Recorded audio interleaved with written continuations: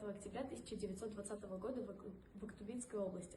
С юных лет проявлял интерес к поэзии. Во время Великой Отечественной войны был фронтовым корреспондентом. После войны посвятил жизнь литературе. Он автор знаменитого стихотворения «Мен казахпын», «Я казах», ставшего символом гордости за свой народ.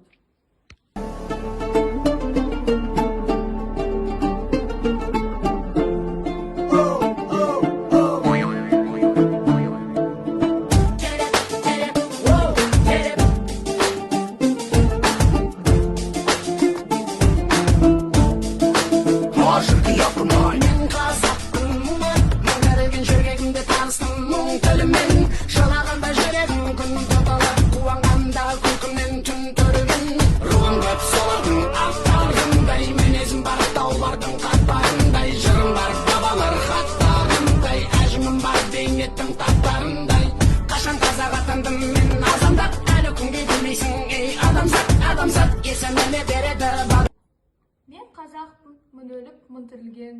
Жүргегімді таныстым, мұң тілімен.